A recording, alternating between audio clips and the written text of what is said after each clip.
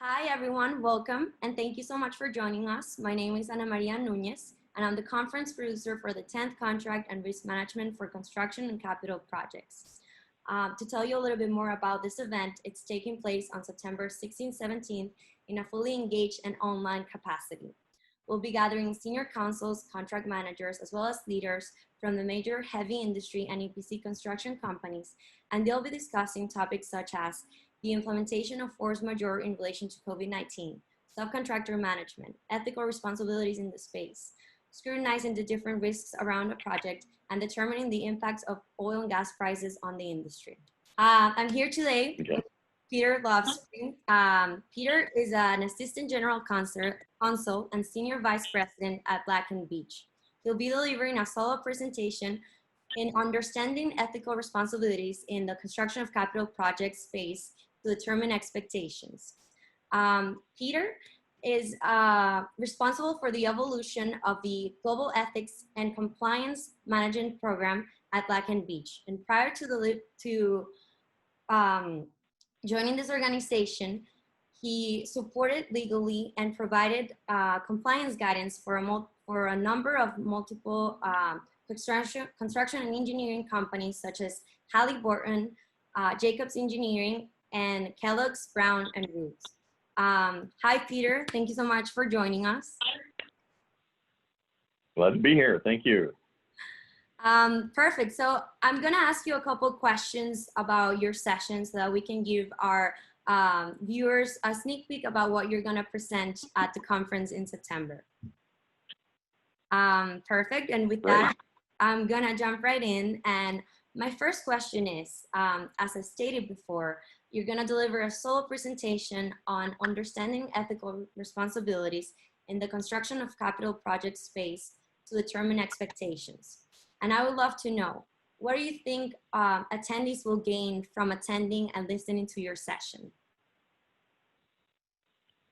A lot of people think they really understand ethics, understand compliance, understand kind of where the pieces fit together. What I want to do is challenge people to really think a little bit deeper about what it means, how it applies, how they use it in their daily life. You know, we each think of ourselves as ethical people. There's no question, you know, am I an ethical person? I think if you go around a room of any size and you say, please raise your hand if you're not an ethical person, nobody's going to raise their hand, right? That doesn't even make sense.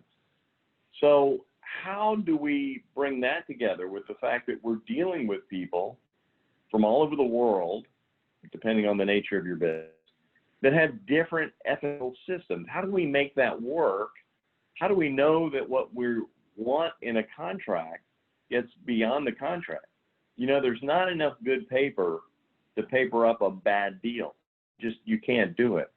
So the fundamental underlying assumptions have to do with ethics, what your ethics are, what somebody else's ethics are like, and how you bring that together. And that's what we're going to explore in this program. I want to make it engaging, interesting, and even more than that, I want to make it challenging. I want people leaving this program thinking, wow, I thought I understood that. I thought I understood how ethics works, but now I really understand how this works. Well, that sounds very exciting. I know everyone's looking forward to the ethical session of this conference, and I love that you're going to challenge people to rethink sort of where they stand on their ethics and in the industry as well. My next question can definitely follow up to this, and is how will you define ethics, and why are they so essential in the management of construction of contract management? Sorry. Great couple of questions. You know, like I was saying before, we think we understand ethics, you know, the difference between kind of morals and ethics. You know, we all have personal morals. We all espouse, you know, this concept of an ethical culture that we want to be part of. We're proud to be part of a company that represents an ethical culture. What does that really mean? I mean, that's a big question. We think of ethical systems, and we think of, you know, professional ethics, lawyers, accountants, I mean, different sorts of ethical systems. And then there's a lot of different ways when you think about how ethics applies in our daily life, that actually they form the fundamentals of how we as myself as a lawyer, work when we're dealing with contracts, when we're negotiating contracts. You know, it's important to have these essentials, you know, kind of woven in there. And if you think about it, when you think about ethics generally, ethics is constantly evolving. And that's one of the things that I discuss in this session. You know, we think we understand exactly the way ethics works in our day-to-day life. But if you think about it, and one of the things that I go through here to kind of help people really understand what it means to be, you know, acting and living consistently with one's morals, their ethics, and, you know, consistent with agreed principles of conduct, things like that, all into fundamental assumptions of our negotiation skills. You know, what is ethical? What is appropriate in a contract? What's not? Things like that. But it's more than just knowing right from wrong. You know, to me, at the heart of what we talk about ethics, it's knowing what one has the right to do, the difference between knowing one has the right to do and what's the right thing to do. You know, even though you've got the right to do something, is it the right thing to do? You might have the right to pollute or certain materials in a certain place. Is that the right thing to do just because, you know, as far as compliance with existing laws allows you to dump this sort of stuff? Anyway, so that's what we're talking about. It's really kind of digging down to understand sort of the basis of kind of what, you know, forms our understanding of ethics. I actually start way back, fundamental principles, and move through to the present in an interesting way that takes you from early understandings of Judeo-Christian morals and ethics quite rapidly through the modern evolution of our legal system to look at past bodies of ethics. I mean, think about it. What was ethical during times of slavery? You know, different people would argue different things, but that was then. Then you look at now and you say, well, you know, those were old problems. Those were things that happened then. We're kind of beyond that. But look at today's world. Gay rights, gay marriage, legalization of marijuana. Yeah, we're still struggling with some of these things.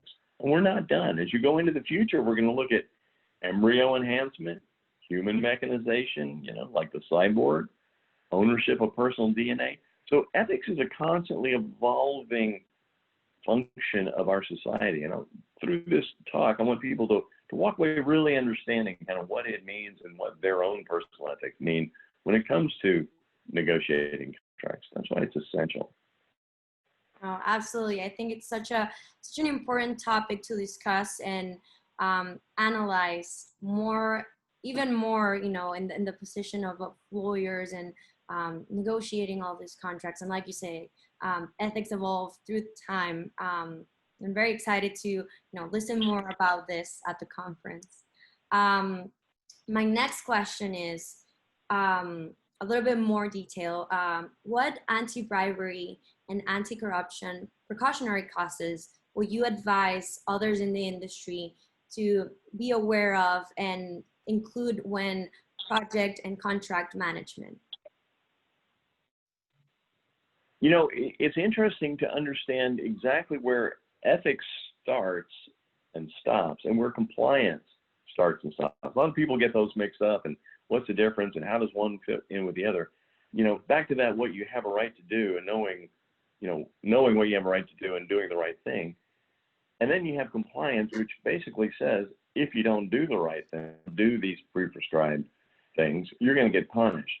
And that's about any bribery, any corruption. That's where the two kind of come right together. That's where ethics, compliance come together. You know, the question I get asked a lot of times, you know, well-meaning people that want to know, can I do this? Can I do that? I don't think they're coming to me from a position of, gee, I want to cheat the system or I want to bend the rules. They just want to know what the rule is so that they know how to live with it. And when you look at kind of where ethics kind of bumps up against that, if you're an ethical person, an ethical company, then the compliance rules, that's fine, they're there, but you're not going to get close to them. You're not going to, you can walk up to the line, but you're not going to get chalk on your feet, because the compliance rules, those go beyond kind of what our ethics rules are.